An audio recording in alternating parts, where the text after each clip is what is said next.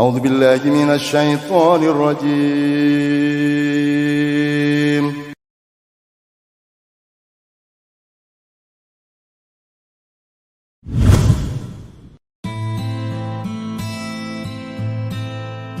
Sebenarnya kalau Jawa sama Islam itu kayak tumbuh ketemu tutup.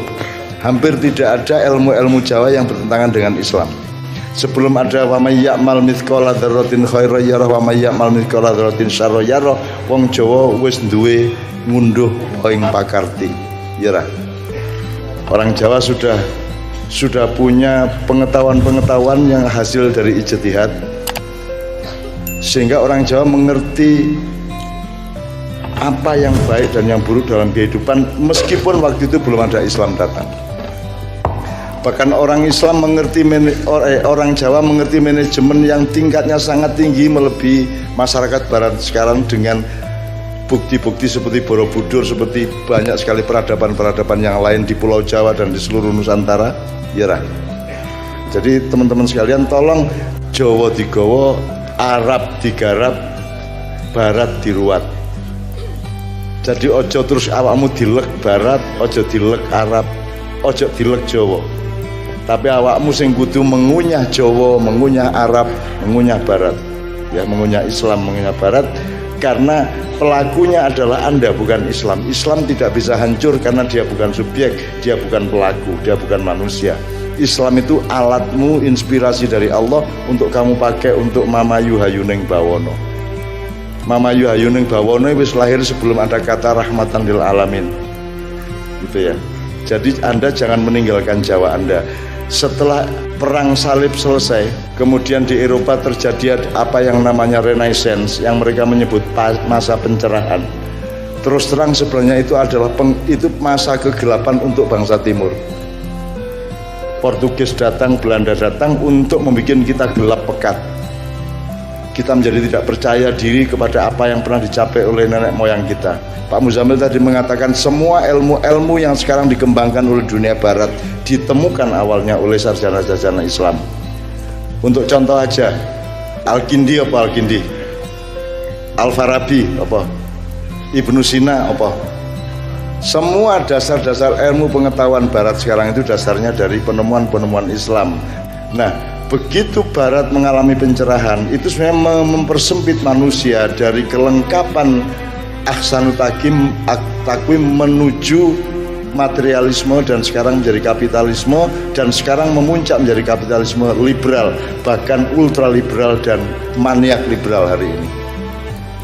Sesungguhnya semua pembangunan di Indonesia itu menentang Pancasila, karena Pancasila itu bukan membangun materi tapi keadilan sosial. Jadi mereka yang mengaku-ngaku Pancasila, mereka sebenarnya adalah pelanggar Pancasila secara nilai dan substansi. Nah, Anda sebagai generasi yang akan membangun Indonesia, Anda harus menemukan kelengkapan. Barat tidak jelek, tapi kudu diruat. Arab dengan Islamnya, bedakan Arab karo Islam rapodo. Ono bedane. Arab ora podo karo Saudi. Saudi ora podo karo Quraisy ora podo karo Badui ora podo karo Islam. Jadi Islam tidak sama dengan Arab, tidak sama dengan Saudi, tidak sama dengan Quraisy maupun Badui. Anda harus bisa memilah. Kalau Anda ke laut, yang Anda ambil itu airnya, tapi Anda tidak bisa mengambil ombaknya. Bahkan kalau Anda ngelihat wong wedok ayu, kuwi sing ketok kuwi raine dudu ayune, tapi indahnya itu software, betul enggak? Indahnya tidak kelihatan, software tidak kelihatan. Jadi teman-teman sekalian, tolong Jawa tetap menjadi dasarnya, karena kita orang Jawa. Islam kita terima, karena Jawa itu saampu-ampuhe tetap gak iso nemokno sing Islam ngekei. Jadi Anda cari Allah, cari Tuhan, sapa to jane sing kuwasa, terus ketemu Sang Hyang Wenang, Sang Hyang Widi, Sang Hyang Tunggal sak piturute, sampai ono malaikat jeneng Bathara Wisnu, Togog, Panembahan Ismaya, Bathara Bayu sak piturute. Ya, itu gambaran dan imajinasi mbah-mbah kita tentang peran-peran langit, peran-peran rohania. Tapi mereka tidak tahu persis. Yang bisa ngasih tahu persis tentang semua itu adalah Allah sendiri. Allah mengatakan Qul huwallahu ahad. Jadi kita tahu dia namanya Allah, dia ahad. Terus dia ngomong tentang, oh aku duwe Jibril, aku duwe Mikael, aku duwe Israfil aku duwe Israel, aku duwe Kanzul Jannah, aku duwe iblis, aku duwe Dajjal, aku duwe Sakhlatus Syamsi, aku duwe Zabaniyah, aku duwe malaikat Salim sing njupuk lempung di Pulau Jawa dibawa ke langit 7 untuk dijadikan patungnya Adam ketika pertama diciptakan, dan seterusnya. Cerita ini wakeh, dan orang Jawa sudah menemukan yang lebih detail daripada khasanah-khasanah para sarjana Islam. Jadi ojo ngremehno Jawa, karena tujuannya dunia barat sesungguhnya, Yahudi dan globalisasi ini adalah menghancurkan Indonesia. Karena kita kaya raya supaya bisa dikuasai dan dirampok, dan cara menghancurkan Indonesia adalah satu, menghancurkan Jawa, nomor dua, menghancurkan umat Islam. Jadi Anda dibikin tidak percaya diri kepada Jawa, tidak percaya diri kepada Islam. Nek kamu pertahankan Jawamu, kamu pertahankan Islammu, kemudian kamu gunakan Barat untuk memperkuat dan mempercanggih pengetahuanmu, insya Allah kamu menjadi pemimpin masa depan yang sebaik-baiknya. Ketika lagu Maroon 5 One More Night tadi itu sepenuhnya loh nganggo saron, nganggo bonang loh, dan itu Jawa loh. Tapi ternyata dengan landasan Jawa, Mamayu Hayuning Bawono iso tunggu lagu Barat. Mari mlebu selawat ya iso gampang. Jadi Arab, Barat, Jawa jadi satu di Kiai Kanjeng.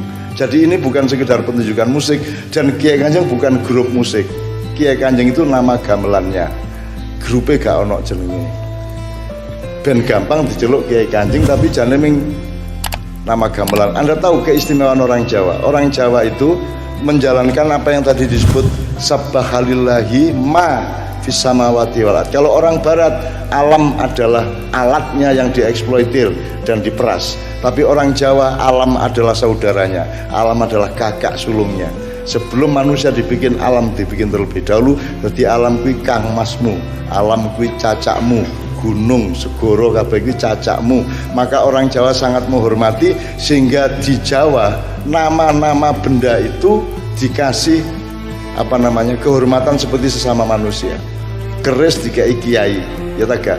Kiai Sangkelat, Kiai Nogososro Sabu Inten, Kiai Pleret. Di Jombang ning desaku ana jenenge Kiai Keningar Kuwit-witan.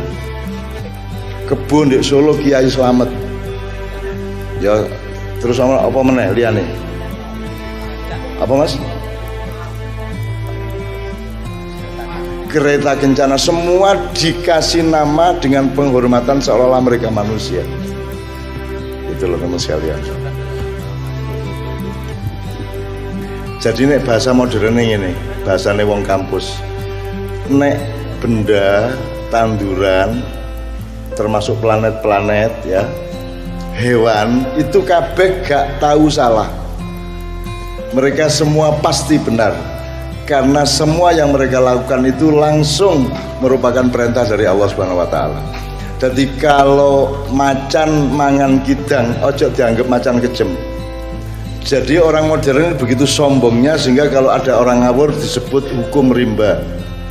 Padahal rimba itu adalah ciptaan Allah dan mesti bener, kalau salah. Itu namanya organisme. Nah, manusia disuruh jadi khalifah untuk bikin organisasi. Arahnya organisasi itu adalah meniru organisme ciptaan Allah. Ngono rek. Kowe kudu iso kaya lemah, kowe kudu iso dalam konteks lain kudu kaya banyu, kaya api, kaya geni dan seterusnya. Itu kita meniru organisme, karena organisme pasti bener.